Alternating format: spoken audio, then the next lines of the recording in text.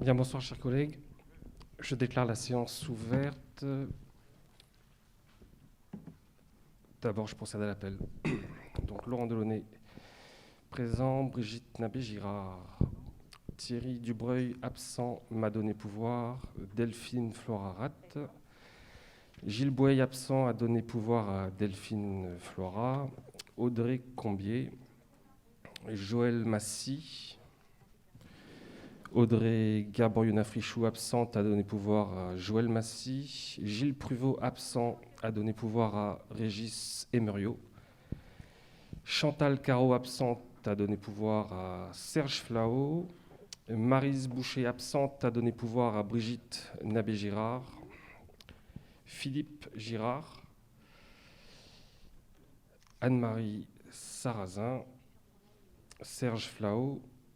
Thierry Diremer.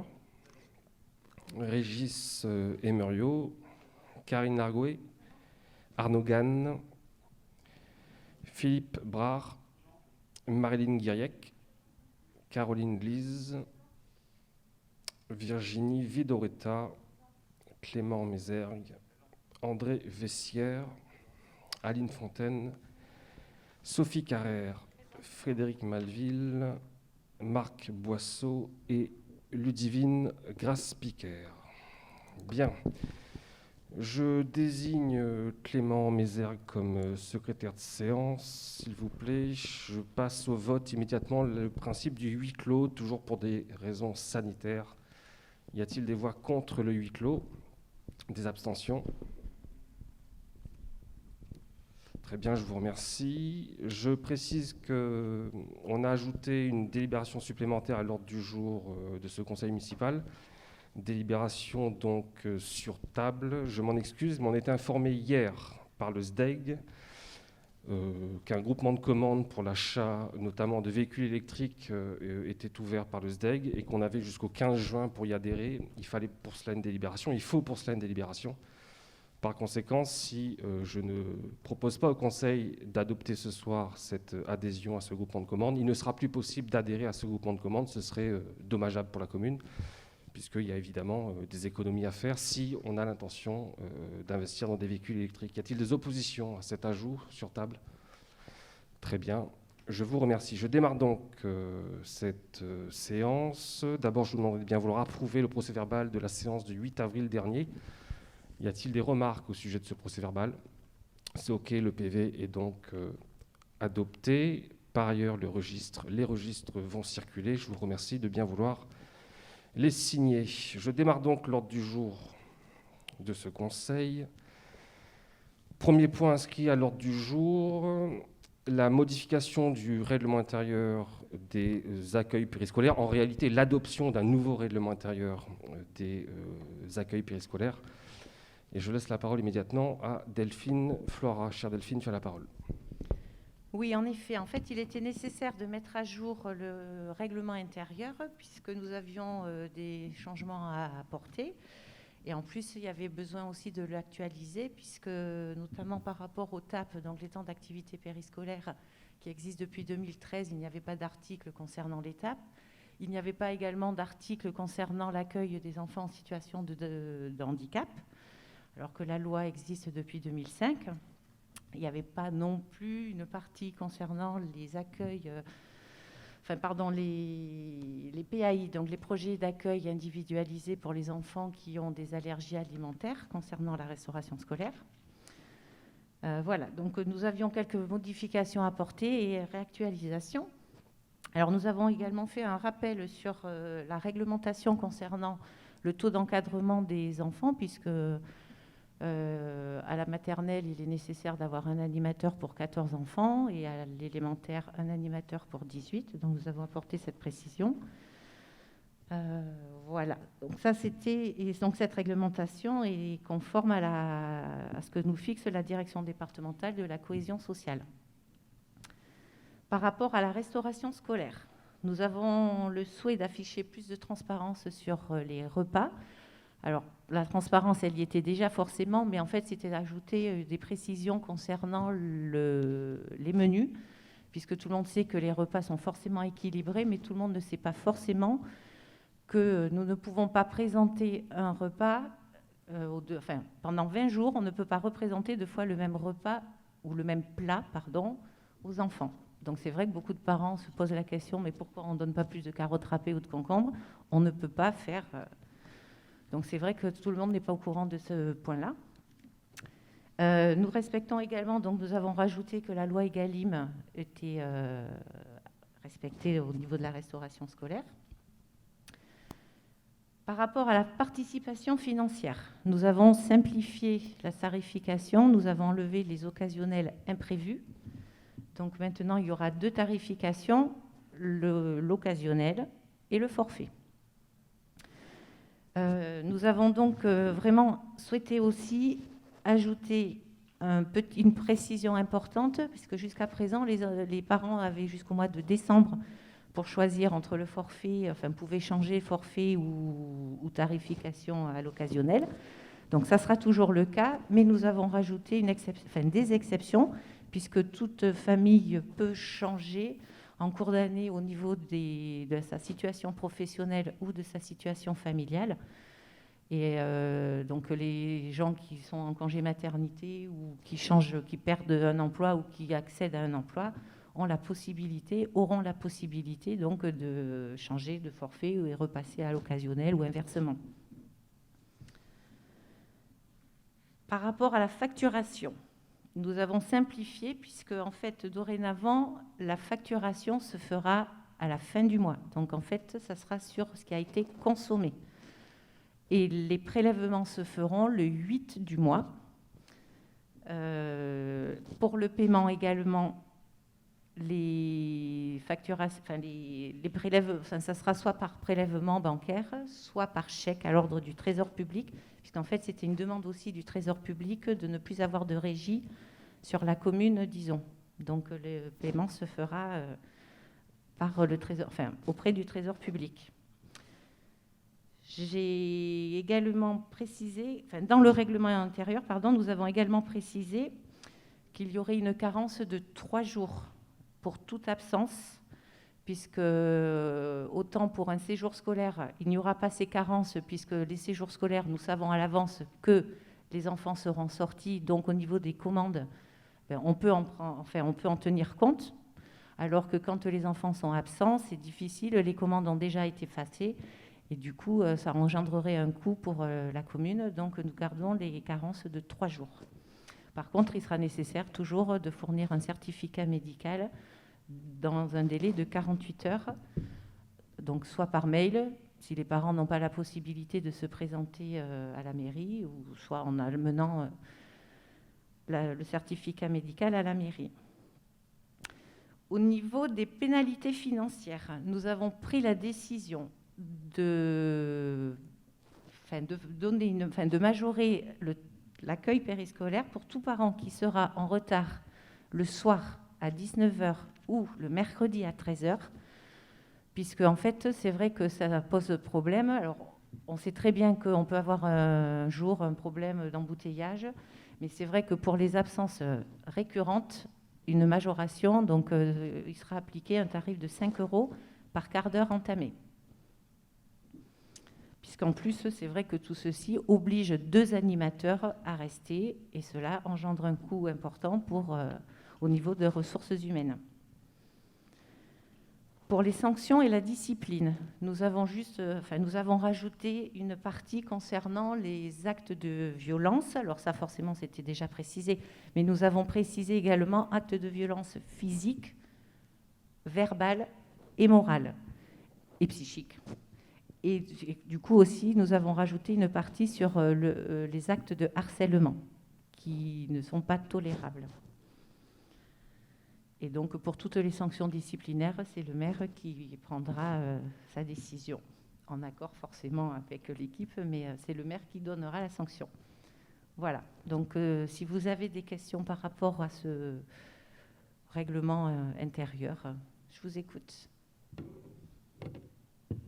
Bien, merci Delphine, c'est du bon boulot, c'était un gros boulot, merci beaucoup. J'en profite pour remercier également les agents du service public périscolaire. Service public qui est un service essentiel pour la collectivité, essentiel pour les familles bien évidemment, essentiel pour les enfants. Et je trouve que ce nouveau règlement intérieur est bien plus clair, bien plus lisible et par ailleurs introduit des nouveautés qui étaient attendues par les parents d'élèves. La parole est à Madame Fontaine, je vous en prie. Merci, bonsoir. Comme je vous l'ai dit en commission, j'ai largement regretté de ne pas avoir ce document en amont de la commission pour avoir le temps de le lire tranquillement, tant les modifications sont effectivement importantes et que dans la soirée de la commission, compte tenu du programme, il ne nous a pas été possible de le lire en détail. Donc j'ai pris le temps de le relire. Et j'ai encore quelques remarques à vous faire qu'on aurait pu se passer ce soir si on avait eu le document en amont. D'abord sur le paragraphe 1, sur une phrase que je trouve un petit peu ambiguë, qui indique que l'accueil périscolaire fonctionne dans chaque école. Ça exclut donc la LSH, les locaux de la LSH, ou ça exprime seulement qu'il y a un accueil périscolaire en maternelle et un accueil périscolaire en primaire. Ça ne concerne pas du tout les lieux d'accueil, ça concerne l'accueil pour les écoles, forcément c'est un accueil concernant l'école, donc ce n'est pas le lieu. Là, quand dans cette phrase-là, ça ne concerne pas... Je trouve la tournure un petit peu ambiguë, qui peut poser problème, mais bon, peut-être que ça ne nécessite pas de modification. Quel problème ? Un des parents qui pourrait vous reprocher d'emmener les enfants à la LSH, sachant que dans le règlement intérieur, c'est marqué à l'école. Alors, ça aurait dû... Oui, ça fonctionne pour chaque école ? Oui. Vous faites référence à quel paragraphe exactement ? Paragraphe 1, le tout premier paragraphe. Le premier paragraphe à la fin. Donc, ce n'est pas le premier paragraphe. C'est le préambule, en fait. C'est le dernier paragraphe du préambule. Non, page 2. Accueil 1, accueil périscolaire, matin ou soir, juste en dessous les horaires. Ah pardon, page 2. Les petites. Donc cet accueil périscolaire fonctionne dans chaque école. En fait, c'est pour chaque école. Donc cet accueil périscolaire fonctionne pour chaque école. Je propose cet amendement à l'initiative d'Annie Fontaine. Des oppositions ? Des abstentions. Merci beaucoup de votre contribution. Madame Fontaine, je vous en prie, poursuivez. Un autre point de détail, Delphine a parfaitement souligné l'obligation que nous avions maintenant de suivre la loi Egalim. Et dans la composition type des repas, c'est précisé un hors-d'œuvre, un plat protidique, entre parenthèses, viande et poisson. Je propose la suppression de viande et poisson ou alors l'ajout de protéines végétales. Oui, par rapport au repas végétarien. C'est ça ? Oui, tout à fait. Oui, alors, viande, poisson, c'est... Delphine est amatrice des 3 petits points. Et donc, en fait, viande, poisson, les 3 petits points signifient etc. Et donc, vous avez raison de souligner qu'un plat végétarien peut parfaitement être protidique. Un plat protidique, oui. C'est du reste imposé par la loi Egalim, puisque au moins une fois par semaine, un plat végétarien doit être proposé à la restauration scolaire. Et on envisage par ailleurs, mais on aura l'occasion d'en discuter dans quelques semaines ou quelques mois, on envisage par ailleurs, en tout cas on essaie de tout faire pour qu'un plat végétarien puisse être proposé quotidiennement à tous les enfants qui ne mangent que des plats végétariens. Je dis bien qu'on va tout faire pour y parvenir, mais d'un point de vue logistique, c'est extrêmement compliqué. D'un point de vue organisationnel, c'est extrêmement compliqué, mais en tout cas on est en train de travailler sur le sujet depuis plusieurs semaines. Donc ça ne coûte absolument rien de supprimer les parenthèses. La parenthèse, c'est bien le sens de votre proposition. Donc je propose de supprimer la parenthèse viande, poisson, etc. À l'initiative donc de Madame Fontaine. Y a-t-il des oppositions à cet amendement ? Des oppositions, des abstentions ? Très bien, je vous remercie une deuxième fois, Madame Fontaine, pour cette contribution très précieuse. J'ai une question aussi concernant le paragraphe 3, donc sur les temps d'activité périscolaire. En page 4, il y a la répartition des enfants dans l'élémentaire qui est indiquée sur cette version d'aujourd'hui par Paul, alors que celle que nous avions eue en commission indiquait une répartition par cycle. Qu'est-ce qui justifie cette modification ? Parce qu'en fait, c'est par Paul. C'était une erreur. Une erreur. Ouais, d'accord. C'était une erreur. Dernier point sur lequel je voudrais avoir des précisions. C'est concernant les modalités d'inscription sur les documents à fournir pour l'inscription. Il n'y a rien qui fait référence à la loi RGPD, puisqu'il y a création d'un fichier. Normalement, il me semble que la loi maintenant impose de mettre les modalités de rectification et autres modalités liées à la création de fichiers. Est-ce nécessaire de l'ajouter ? Absolument pas. D'abord parce que la loi le prévoit, donc il est inutile de le prévoir, de le rajouter dans le règlement intérieur. Et puis par ailleurs, cela concerne davantage le dossier d'inscription et cette référence à la loi sur la protection des données personnelles sera rappelée dans le dossier d'inscription. C'est parfait. Amendement rejeté. Y a-t-il d'autres observations ? Et non, sinon, je vous remercie d'avoir tenu compte de la totalité des remarques que nous avions faites en commission. Cela veut donc bien dire qu'on en a longuement discuté en commission. Je vous remercie. Je soumets donc ce règlement intérieur au vote. Y a-t-il des voix contre ? Des abstentions ? Très bien, je vous remercie pour cette unanimité. Deuxième question à l'ordre du jour, la question de la tarification des services périscolaires. Delphine, à nouveau, je te laisse la parole. Alors, concernant la nouvelle tarification, nous avons souhaité apporter plus d'équité sur la tarification du périscolaire et de la cantine, enfin donc de la restauration scolaire. Donc, nous avons maintenu, comme je disais tout à l'heure, le tarif occasionnel et les forfaits. Par contre, nous avons rajouté 3 tranches supplémentaires. Jusqu'à présent, il n'y avait qu'une tranche qui allait jusqu'à 850. Et là, nous avons donc rajouté une tranche inférieure à 600. Et ensuite, nous avons rajouté 2 tranches supplémentaires entre 1750... Sur l'ancienne tarification, ça allait au-delà de 1750 et ça s'arrêtait là. Maintenant, nous avons donc à rajouter une tranche 1750-2000 et au-delà de 2000 par rapport au quotient familial. Par rapport aux tarifs pour les personnes qui auront un QF inférieur à 600, nous avons donc fait un repas à 1 €. Et du coup, ça permettra vraiment aux familles qui ont un quotient familial inférieur de pouvoir manger à la cantine sans difficulté. Après, au niveau du tarif pour le périscolaire, c'est pareil, nous avons donc maintenu nous avons fait un tarif à 1 € pour le forfait, pour le tarif occasionnel pour les gens qui ont un QF inférieur à 600. Et après, nous avons apporté donc des modifications. Alors, si je reviens sur la restauration scolaire, pour le forfait futur, donc jusqu'à un QF de 600, il sera de 13,80 €. Pour les QF de 600 à 850, il sera de 30 €. Le tarif actuel est de 34,70 €. Donc, il y a une baisse. Pour les QF de 850 à 1100, le tarif sera de 34 €. À l'heure actuelle, il est de 35,75 €. Ensuite, de 1101 à 1250, il passe à 38 €. À l'heure actuelle, il est à 36,50 €. Pour ceux de 1251 à 1500, il monte à 42 €. À l'heure actuelle, il est à 37,25 €. Pour les QF de 1501 à 1750, il sera à 46 €. À l'heure actuelle, il est à 38,30 €. Pour les QF de 1751 à 2000, il sera de 52 €. À l'heure actuelle, il est de 40,15 €. Et au-delà de 2000, il monte à 54 €.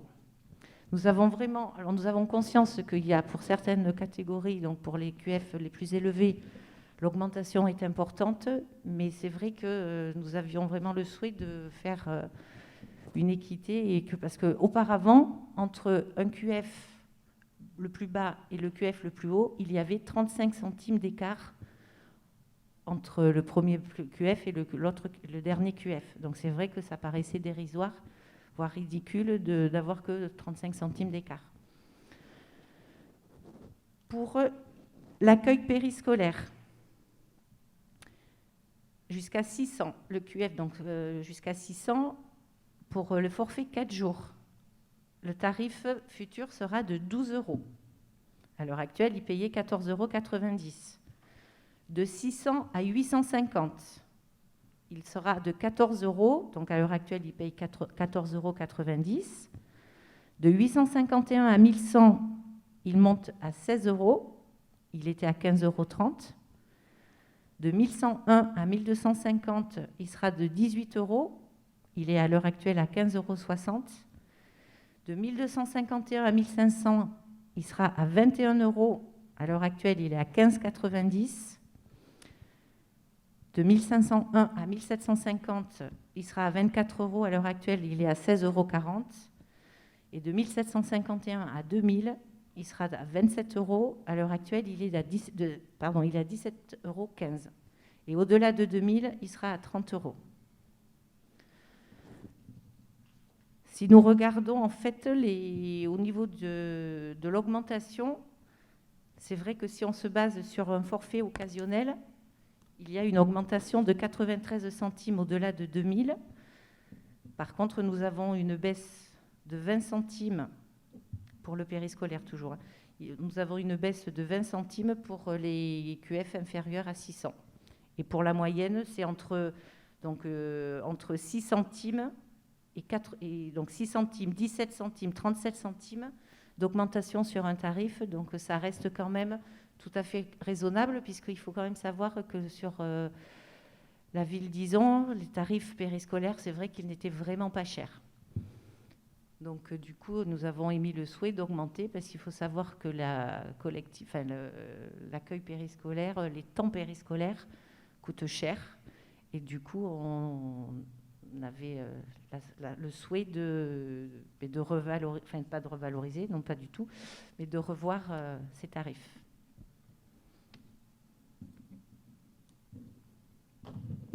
Bien, merci Delphine pour cette présentation exhaustive, marquée sous le sceau de l'équité sociale.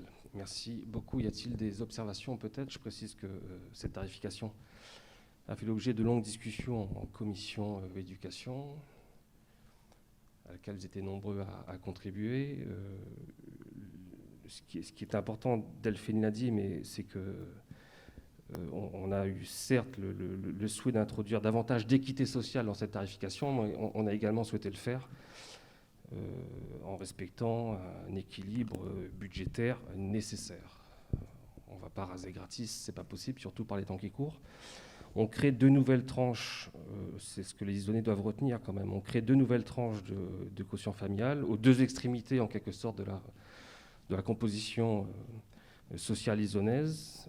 D'un côté, les familles très en difficulté et de l'autre, les familles que l'on peut qualifier de très aisées, au-delà de 2000. Et pour autant, si on crée ces 2 nouvelles tranches, je tiens absolument à ne pas opposer les uns aux autres. Je souhaiterais qu'on évite de rejouer le conflit de classe. Disons que chacun doit se sentir à la fois solidaire et responsable dans l'intérêt de tous. C'est à tout le moins ainsi que j'envisage mon mandat. Donc, premier enseignement, effectivement, 2 nouvelles tranches aux 2 extrémités de la chaîne. Deuxième enseignement, 14% des familles, mais qui est en lien avec le premier enseignement, 14% des familles aujourd'hui, sont en grande difficulté, c'est-à-dire des familles qui sont en dessous d'un quotient familial de 600.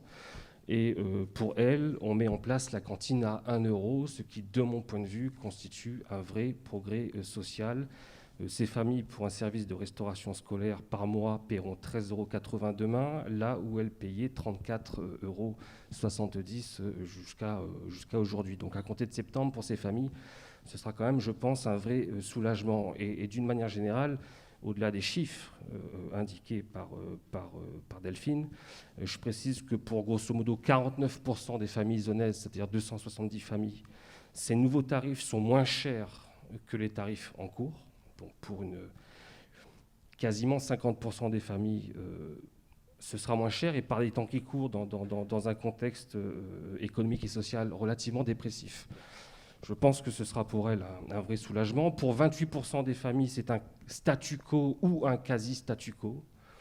Et puis enfin, en effet, et il est important de le souligner, pour 23% des familles, autrement dit pour les familles les plus aisées, disons, celles qui sont sur les 2 dernières tranches, effectivement, cette hausse, si je l'en tiens à la restauration scolaire, représente entre 8 et 14 euros d'augmentation par mois pour le seul service restaurant scolaire. Je l'ai dit en commission, j'assume parfaitement ce choix, qui est un choix politique, et je suis très à l'aise avec le fait que les plus aisés d'entre nous doivent contribuer à la solidarité, dans un effort de solidarité, doivent contribuer à ce que les plus en difficulté soient soulagés dans la mesure du possible. Voilà, je crois que j'ai dit à peu près tout ce que j'avais à dire en synthèse. Y a-t-il des observations peut-être? Monsieur Malville, je vous écoute, je vous en prie. Alors, moi, tout d'abord, je tiens à saluer l'application du repas à 1 euro. Cette loi, elle est sortie en 2019, et c'était de mémoire Christelle Dubos qui l'avait portée. Et en même temps, elle avait voulu créer, elle a créé, le petit déjeuner pour les maternelles, et d'aider les communes qui mettaient en place ce petit déjeuner. Donc moi, je salue ce repas à 1 euro, qui d'autant est accompagné de mémoire de 3 euros par la CAF, c'est ça, en subvention. Depuis le mois de janvier, c'est 3 euros. Avril. Depuis le 1er avril. Donc c'est bien que ça soit mis en place. Moi, voilà. Très bien. Là où je dis quand même qu'il y a un point, un bémol, c'est par exemple si je prends la tranche numéro 5. La tranche numéro 5, c'est la tranche qui va de 1250 à 1500. Pour prendre un exemple, une famille avec 3 enfants, le salaire moyen là-dessus, il est de 1500 euros par parent. Là, pardon, une famille de 2 personnes avec un enfant, excusez-moi, c'est pas 3 enfants, le salaire moyen, là, il est aux alentours de 1500 euros. Et là, par contre, on augmente de 100 euros par an. C'est-à-dire que le coût de scolarité à Ison, si j'additionne le coût supplémentaire de la cantine et le coût d'être gardé ou un matin ou un soir, je n'ai pas pris les deux, hein, mais ça fait quand même 100 euros de plus par mois. Et c'est là où je trouve, en fait, dommage d'avoir augmenté aussi fort, en fait, pour cette tranche de revenus. On ne peut pas dire qu'à 1500 euros, on soit riche. On fait partie de la classe moyenne à 1500 euros. Enfin, comment c'est le 10, quoi. Enfin, y a pas, je ne parle pas des 48% d'augmentation sur la dernière tranche. J'en fais pas référence. Je parle juste de cette 5e tranche. C'est là où je trouve dommage, en fait, ce tarif-là. Voilà. Tu es sûr qu'avec 1500 euros, on fait partie du QF Ah oui. Oui. Après, tout dépend. En fait, c'est pas compliqué. Un coefficient il est calculé, c'est ton salaire annuel, tu le divises par 12, tu le divises par le nombre de parts. Si tu veux faire l'effet inverse, tu prends ton QF, tu le multiplies par 3. Ou par 2,5. 3, c'est avec 2 enfants. 2,5, c'est par un enfant. 1100 multiplié par 2,5. 1200 multiplié par 2,5. Divisé par 2, ça fait 1500 euros. Voilà. C'était ma remarque. Je vous remercie, Monsieur Malville, votre remarque. Je passe cette tarification des services périscolaires au vote. Y a-t-il des voix contre cette tarification? Monsieur Malville, peut-être? Vous n'êtes pas contre? D'accord. Des abstentions, peut-être? Bien, des abstentions donc du côté de l'opposition. Je vous remercie. Là, cette nouvelle tarification est donc adoptée. Autre point à l'ordre du jour, la modification du tableau des effectifs. La parole est à Brigitte Nabé-Girard. Brigitte, tu as la parole.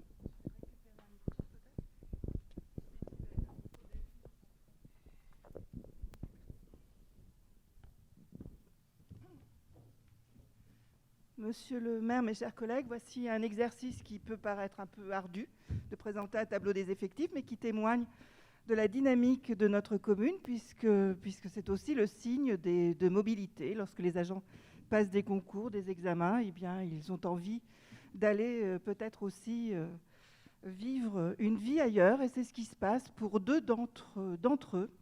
Donc nous avons 2 agents qui font jouer la mobilité, et un agent pour qui le passage obligé est une stagiairisation, parce que c'est dans un service extrêmement tendu, le service entretien, où vous avez vu, On en a parlé, reparlé au moment du débat d'orientation budgétaire, au moment du vote du budget.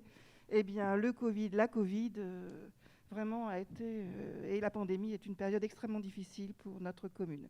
Donc voilà, monsieur le maire, mes chers collègues, voilà pourquoi il y a cette modification au niveau du tableau des effectifs. Donc nous avons de la mobilité, donc le gardien brigadier de police municipale, qui est engagé, un emploi d'assistant de conservation principale de 2e classe en remplacement, et Dieu sait si elle est difficile à remplacer, donc Fatia Abayel, mais voilà, nous avons fait un pari sur l'avenir, et un emploi permanent d'adjoint technique, là il s'agit du service entretien. Bien, y a-t-il des observations ? Je passe donc cette délib au vote au sujet de la modification du tableau des effectifs. Y a-t-il des voix contre ? Des abstentions ? Très bien, je vous remercie. Autre point à l'ordre du jour, une demande de subvention auprès de la DRAC, Direction régionale des affaires culturelles, au titre de la dotation générale de décentralisation pour l'acquisition du mobilier, pour la signalétique et pour des ateliers participatifs autour du projet de médiathèque. Donc vous le savez, une médiathèque est prévue pour la fin de l'année 2022. Cette médiathèque doit être équipée en mobilier, bien évidemment, pour pouvoir présenter les livres, les CD, les DVD, les tablettes numériques ou que sais-je. On doit donc lancer un marché. Le marché sera d'un montant total de 205 000 €, décomposé en 3 lots. Et puis, il y a également de la signalétique sur laquelle on doit travailler. Donc tout ça, jusqu'à présent, c'était prévu. Il n'y a rien de nouveau. Il s'agit tout simplement ce soir de le mettre en musique. Une nouveauté, néanmoins, à laquelle on tient. On souhaite impliquer autant que possible les enfants, disons, dans l'appropriation, dans la construction de la future médiathèque. Et en lien avec l'école élémentaire, en lien plus particulièrement avec 2 professeurs des écoles qui construisent un projet pédagogique autour de l'architecture et du design. On a donc décidé d'accompagner ce projet pédagogique à l'initiative des enseignants, j'insiste, d'accompagner ces projets pédagogiques et d'avoir recours au service du collectif Cancan, qui est un collectif d'architectes et de designers bordelais, pour qu'ils puissent accompagner les enfants dans la réalisation d'un mobilier spécifiquement dédié à la médiathèque et spécifiquement réalisé, imaginé par les enfants. Donc tout ça, ça nous fait un budget total de 227 000 €, 205 000 € pour le mobilier, 15 000 € pour la signalétique et à peu près 8 000 € pour le chantier participatif, pour les ateliers participatifs autour de ce projet pédagogique. Et on sollicite, autant pour moi, on sollicite la DRAC afin d'obtenir une subvention d'un montant de 91 000 €. L'État donc prendrait à sa charge, via une subvention, 40% de cette dépense. Le conseil départemental de la Gironde, que je salue une fois encore, prendrait lui à sa charge 30% de cette dépense, et les 30% restants seraient à la charge de la commune d'Izon, ce qui représente grosso modo 70 000 € d'investissement sur un budget total de 227 000 €. C'est donc très intéressant, me semble-t-il, pour notre commune. Je vous sollicite donc ce soir afin d'approuver d'abord ce plan de financement et de m'autoriser ensuite à solliciter auprès de la DRAC la dite subvention. Y a-t-il des questions ? Très bien, je passe donc cette demande de subvention au vote. Y a-t-il des voix contre cette demande de subvention ? J'imagine que non. Des abstentions ? Très bien, je vous remercie pour cette unanimité. Autre point à l'ordre du jour, toujours au sujet de la médiathèque, une demande de subvention cette fois-ci au titre du plan départemental de la lecture publique auprès du conseil départemental de la Gironde pour créer 2 postes de catégorie B et C. Et Brigitte Nabé-Girard, je vous laisse à nouveau la parole pour nous présenter cette délib. Presque tout a été dit. Donc là, nous anticipons. Nous faisons cette demande de subvention qui est une subvention qui est prévue, qui était prévue. Et donc maintenant, nous allons donc faire cette demande en bonne et due forme pour pouvoir créer 2 postes de catégorie B et C. Là, nous anticipons ces 2 postes. Nous avons encore un peu de temps pour les créer. Mais vous voyez, c'est encore un service qui sera donc rendu aux Isonnaises et Isonnais, peut-être. Voilà. Mais nous faisons le nécessaire pour remplir nos engagements. Et encore, merci aux financeurs qui nous accompagnent, et en l'occurrence, donc, le conseil départemental. Bien, je soumets cette demande de subvention auprès du conseil départemental au vote. Qui est contre cette demande de subvention ? Qui s'abstient ? Très bien, je vous remercie. Autre point à l'ordre du jour.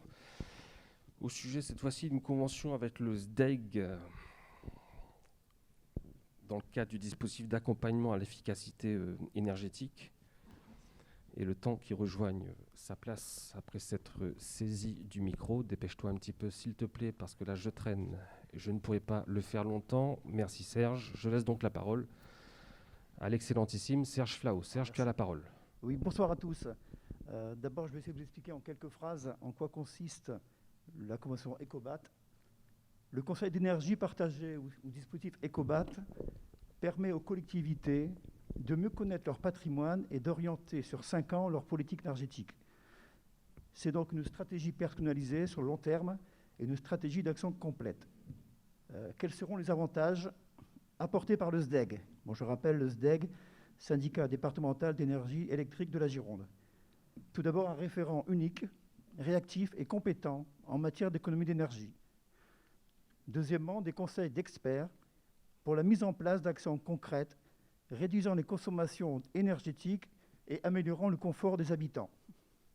Troisièmement, un suivi personnalisé et adapté à chaque territoire via un logiciel intuitif mis à jour par le SDEG. Quatrièmement, des bilans annuels permettant de suivre l'évolution réelle de la politique énergétique mise en place. Donc cela se fera en 5 phases: savoir, programmer, analyser, agir et suivre. Donc le SDEG nous accompagne les collectivités qui le souhaitent en leur proposant les prestations suivantes: diagnostic énergétique des bâtiments identifiés avec la commune, création d'un plan pluriannuel d'investissement, un appui technique en éclairage public, la mise à disposition d'un logiciel de suivi énergétique, un bilan annuel de consommation d'énergie et enfin un accès à des études spécifiques. Qu'est-ce que ça va nous coûter? Le montant de l'adhésion à la formule EcoBat est calculé de la manière suivante: un coût fixe annuel des prestations qui est en fonction du nombre d'habitants et du nombre de bâtiments bien sûr à auditer. Ça fait 10 centimes par habitant et 125 € par bâtiment. Par exemple, si ils ont décidé de tout auditer, ça nous ferait donc 6000, en prenant 6000 habitants, ça nous ferait une cotisation annuelle de 2225. Suite à la réunion du 19 mars, qui s'appelait audit technique et choix typologie de contrat, la collectivité a intégré le groupement de commandes pour l'exploitation et la maintenance de ces installations thermiques. Dans le cadre de la préparation du futur marché, des audits techniques et des installations ont été réalisés. Quelques infos sur le marché. Un marché qui a une durée de 5 ans, date de début du futur marché 1er septembre 2021. Nous avons choisi 2 types de marchés, P2 et P3. Le P2 concerne la maintenance, l'entretien et conduite des installations. Le P3 concerne renouvellement du matériel et une garantie totale. La commune souhaite la mise en place d'un P3 exclusivement sur la mairie et le rugby. Voilà, si vous avez quelques questions à me poser, je peux avoir des réponses un peu plus précises. Des questions à poser? Des questions à poser peut-être à Serge Flau. André Vessière, s'il vous plaît, monsieur Vessière, je vous en prie. Oui, moi j'ai une question à poser sur les économies thermiques envisagées. Je trouve l'idée excellente d'avoir des rapports sur les consommations des différents bâtiments. Et est-ce qu'on a imaginé ce qu'on pouvait gagner ou ce qu'on pourrait améliorer sur les consommations énergétiques de la commune? Alors là où on peut intervenir, alors une estimation, ça me paraît difficile parce qu'on ne sait pas ce qu'il y a réellement à faire. Par contre, là où on peut économiser, c'est le rugby, parce que le rugby a actuellement 2 chaudières, une qui va dire on fait l'eau froide, ou l'eau chaude, pardon, et l'autre qui fait le chauffage, une chaudière qui est très vétuste, donc tout sera lié sur une seule, ce qui permettra d'avoir donc des économies. Et il faut savoir qu'à la mairie, donc là où il y a le P3, on a une chaudière qui date à peu près 50 ans, donc là aussi c'est une chaudière ancienne génération, donc bien sûr la nouvelle nous fera des économies. Et sera aussi mise en place au niveau des classes, des thermostats, on va dire grosso modo des thermostats par classe, et ce qui permettra d'avoir, quand vous mettez 20, vous aurez 20 partout. Voilà. Au lieu d'avoir quelquefois 20 d'un côté et 25 de l'autre, dans la pièce où il y aura 20, ce ne sera plus chauffé. Donc ça fera aussi des économies par rapport donc, à des thermostats, je n'ai pas le nom précis, hein, mais par rapport à des thermostats, comme nous avons tous dans nos pièces. Voilà. C'est assez clair comme réponse ou pas? Très bien, Serge. J'ai une autre question, désolé. Est-ce qu'on pourra identifier de façon plus sensible les passoires thermiques de la commune? C'est ce qui sera fait. Donc, il y aura le SDEG, donc voilà, c'est donc des marchés d'offres. Il y aura, je pense, plusieurs entreprises qui viendront. Et en fonction de leur étude, on verra là où il y a, comme tu dis, des passoires et là où il faudra intervenir. Mais là, de suite, te le dire, bon, ce serait un peu présomptueux de ma part. Merci. Oui, donc il y aura un diagnostic énergétique, évidemment, et derrière ce diagnostic énergétique, il y aura un plan pluriannuel d'investissement en matière d'efficacité énergétique. Bien évidemment, on aura l'occasion d'en discuter, je pense, d'ici quelques mois. Y a-t-il d'autres remarques, peut-être, d'autres observations? C'est OK. Je passe donc cette proposition au vote. Donc, il s'agit d'adhérer au dispositif du SDEG d'accompagnement à l'efficacité énergétique. Y a-t-il des oppositions à cette adhésion de la commune au dispositif du SDEG? Y a-t-il des abstentions? Très bien, je vous remercie. Serge, je te laisse la parole. Toujours, c'était donc la fameuse délibération sur table au sujet de l'adhésion, cette fois-ci un groupement de commandes du SDEG, mais pour l'achat de véhicules électriques ou de véhicules fonctionnant au gaz naturel, toujours donc dans un souci d'accompagner la transition énergétique et écologique. Je te laisse la parole, Serge. Alors, par rapport à cette délibération, un petit préambule. Afin de réduire les émissions de gaz à effet de serre, de diminuer la consommation d'énergie fossile et d'améliorer la qualité de l'air, et d'engager donc, le territoire national dans une économie post-pétrole, la France a mis l'accent sur le développement des transports propres et de la mobilité bas carbone. La municipalité sensible à toutes les questions qui touchent à la transition écologique s'inscrit dans cette démarche et souhaite donc anticiper de futurs besoins. Le SDEG, depuis plusieurs années, investit dans le développement des infrastructures pour véhicules électriques. Exemple, par un déploiement de 314 bornes sur la Gironde, le SDEG envisage d'intensifier son action en matière de mobilité propre, ce qu'on appelle vulgairement la décarbonée. Dans la lignée du déploiement des infrastructures de recharge pour véhicules électriques et pour répondre aux sollicitations des collectivités, le SDEG propose un marché groupé de fournitures, achat et location, de véhicules électriques et au gaz naturel.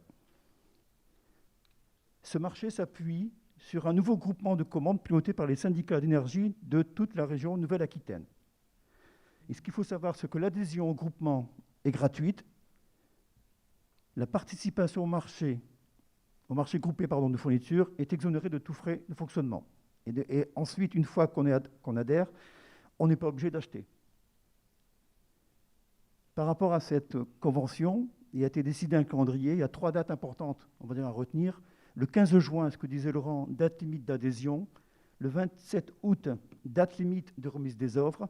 Et mi-septembre, il y aura une commission d'appel d'offres qui donc choisira les bons fournisseurs.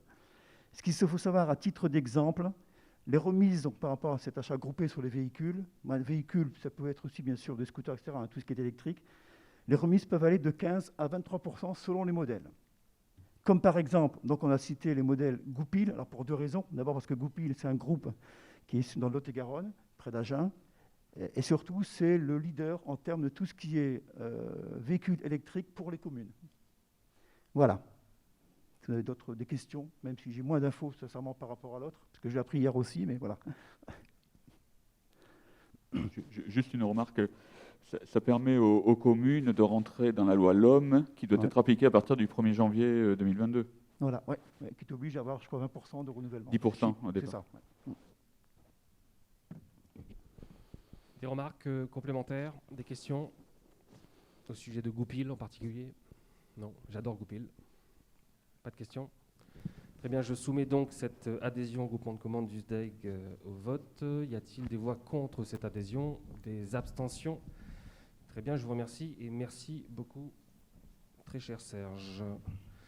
Autre sujet à l'ordre du jour, la mise en place de la vidéo-verbalisation sur le territoire de la commune. Je laisse la parole à Joël Massy. Joël, je t'en prie. Merci Monsieur le maire, bonsoir à tous. Je vais vous présenter la mise en place de la vidéo-verbalisation ce soir. Comme vous savez tous, en 2016, la ville a mis en place un système de vidéoprotection Ce dispositif permet de prévenir et de lutter de manière efficace contre toute forme de délinquance, y compris les infractions liées à la circulation routière. En effet, ces derniers temps, il y a eu une augmentation sensible des infractions et des incivilités au code de la route, qui rend nécessaire la mise en œuvre d'une action supplémentaire. Il y a lieu aujourd'hui de compléter cette démarche par la mise en place de la vidéo-verbalisation. La procédure de vidéo-verbalisation permet à un agent de pouvoir verbaliser sans interception un véhicule depuis la salle de vidéoprotection. L'infraction doit être constatée en direct sur un écran de contrôle filmé par une caméra de vidéoprotection implantée sur la voie publique, en l'occurrence celle qu'on a déjà en place sur la commune.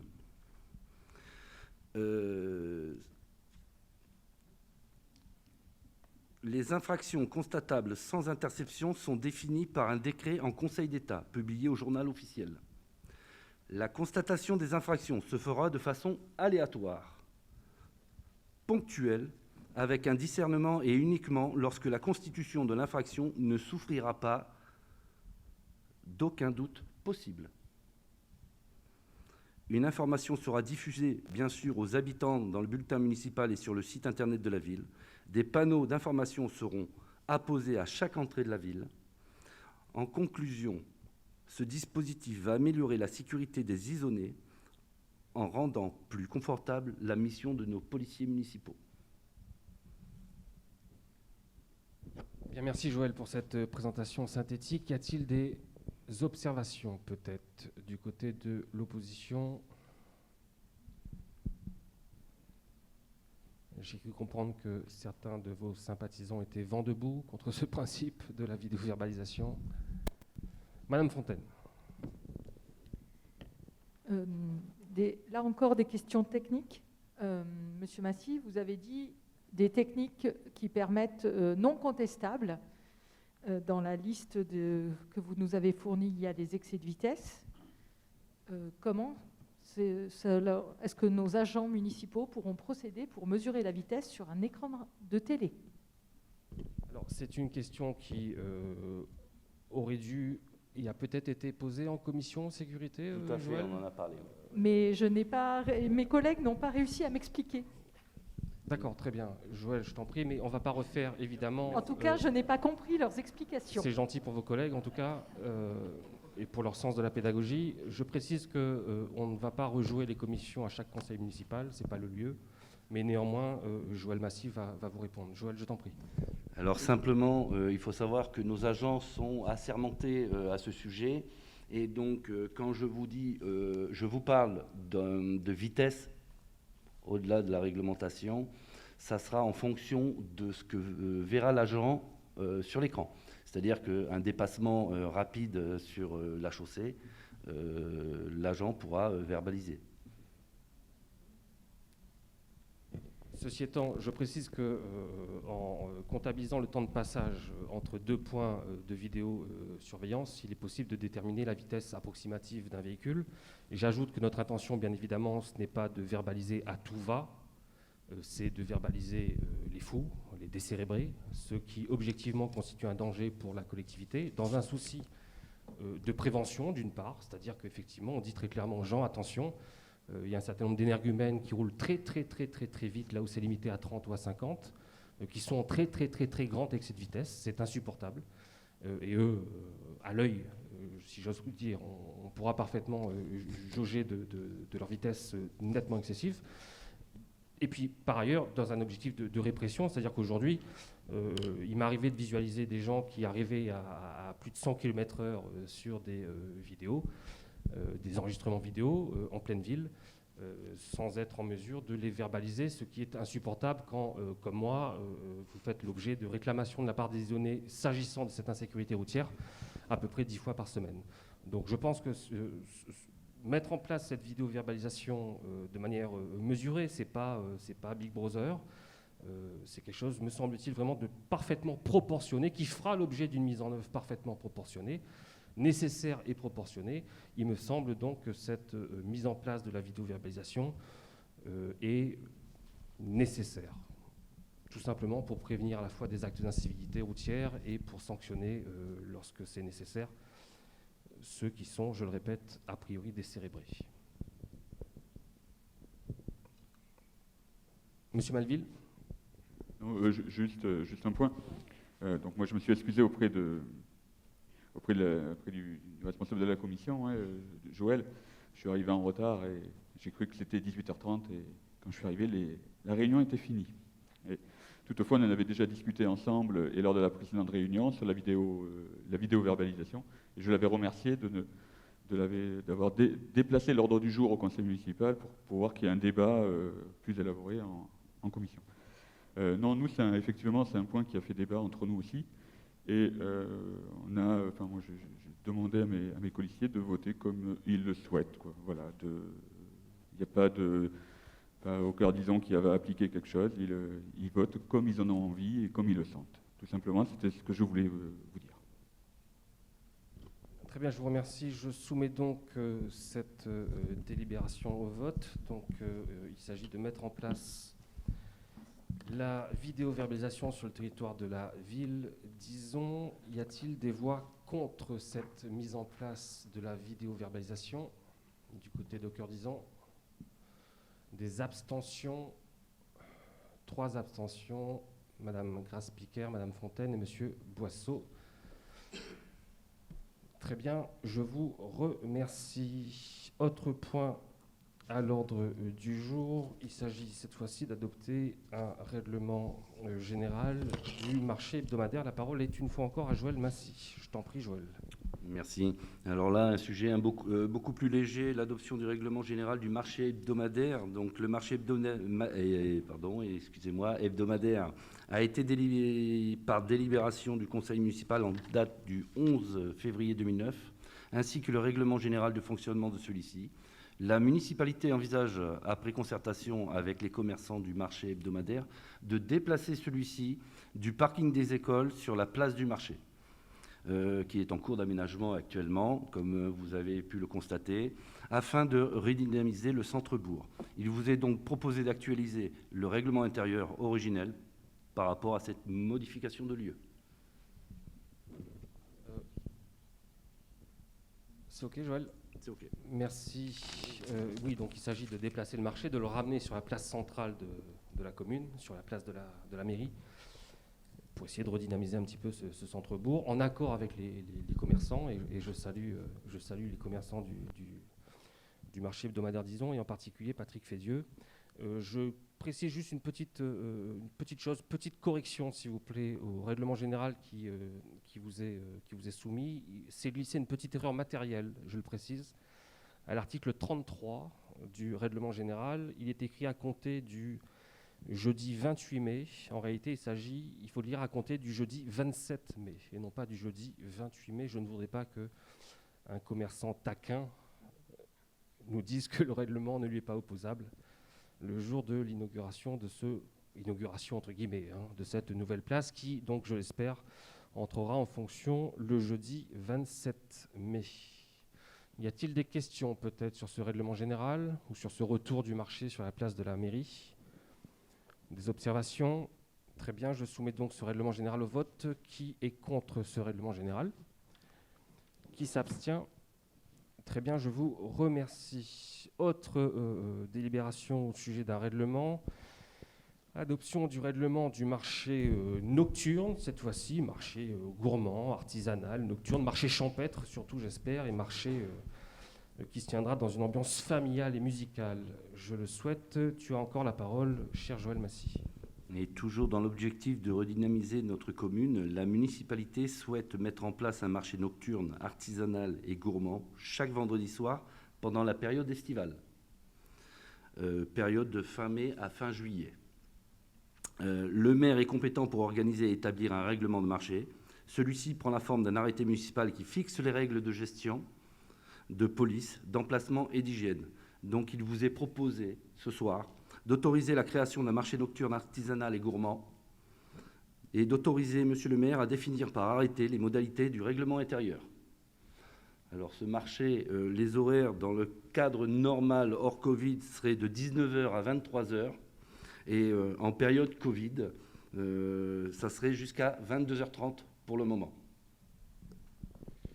Je précise qu'on a annoncé on a espéré et on a annoncé que ce premier marché nocturne se tiendrait le vendredi 28 mai, place de la mairie. Compte tenu des dernières consignes sanitaires gouvernementales, ce ne sera pas possible. Pourquoi ? Parce que le 28 mai, on appliquera encore un couvre-feu à 21 h et on ne va pas organiser un marché nocturne qui devra fermer ses portes, si je puis dire, à 21 h. Par conséquent, le premier marché nocturne aura lieu le vendredi 11 juin, et non pas le 28 mai, le vendredi 11 juin, puisque à compter du 9 juin, on passe à un couvre-feu à 23 h et non plus à 21 h. Donc ça nous laissera un petit peu plus de latitude pour apprécier cette nouveauté. Je remercie Joël, je remercie également Thierry Diremer. En particulier, je devrais remercier plein d'élus évidemment, mais je remercie en particulier Thierry Diremer qui s'est beaucoup impliqué, qui s'implique toujours d'ailleurs, c'est pas fini, pour la mise en place de ce marché. Je remercie les commerçants, les artisans, les restaurateurs qui joueront le jeu, j'espère qu'ils seront nombreux. Évidemment, si on recouvrera une partie de nos libertés à l'occasion de ce marché, nous devrons collectivement rester très prudents. J'insisterai beaucoup sur les consignes de prudence. Voilà pour ce règlement. Est-ce que je peux le passer au vote ? Monsieur Malville, une intervention, je vous en prie. Juste un point. Là, dans le règlement tel qu'il est prévu, demain, il y a une association qui veut venir pour vendre des crêpes, par exemple, pour un voyage pour des enfants. Le règlement tel qu'il est écrit, ils ne peuvent pas y participer. Parce que les associations ne sont pas prévues. Est-ce qu'on peut juste rajouter possibilité aux associations isonnaises d'y participer ? Une fois encore, c'est une proposition à laquelle on a pensé, à laquelle on continue de penser, mais on souhaite construire ce marché et piloter cette mise en œuvre de manière concertée avec toutes les parties prenantes de ce marché nocturne. Et pour l'instant, du côté des commerçants, je dirais qu'il n'y a pas consensus. Tout dépend de l'activité qui pourrait être conduite par l'association. La difficulté consiste à bien formuler cette ouverture possible dans le règlement. Et faute de consensus, pour l'instant, on ne l'a pas fait, mais on continue de l'envisager. Je précise cela pourquoi ? Parce que certaines associations pourraient être enclines à juste titre, et nous y sommes favorables sur le principe, à profiter de ce marché pour mettre du beurre dans les épinards. Et certains commerçants nous ont très clairement dit que si ce devait être le cas, ces commerçants ne viendraient pas parce qu'ils pourraient souffrir d'une forme, je dis bien d'une forme, entre guillemets, de concurrence déloyale. Donc il faut qu'on se mette autour d'une table avec les associations concernées, les commerçants concernés et tous les élus concernés. Et une fois qu'on aura trouvé ce consensus, bien évidemment, cette possibilité leur sera ouverte si consensus il y a. Voilà l'explication, monsieur Malville. Elle me convient très bien. Il y a pas de... C'était juste une remarque à un moment donné. Et puis s'il faut modifier le règlement intérieur, on le modifiera. Tout à fait, ce règlement n'est pas figé dans le marbre, il est parfaitement modifiable dès que le conseil municipal le souhaitera. Je peux passer le vote de ce règlement en vente. Vous voyez, c'est un lapsus, je pense aux commerçants. C'est mon côté chinois, je crois. Y a-t-il des oppositions ? Des abstentions ? Très bien, je vous remercie pour cette unanimité. Et ce conseil municipal est donc clos. Merci beaucoup, très belle soirée à vous. Faites attention. Excusez-moi, pardon, autant pour moi. Je voudrais juste, effectivement, vous voyez, c'est sous le coup de la fatigue, pas de l'émotion, de la fatigue ce soir. Je tenais juste à vous faire part d'une information. La plupart d'entre vous, vous êtes au courant, je pense, mais je tenais à le dire publiquement.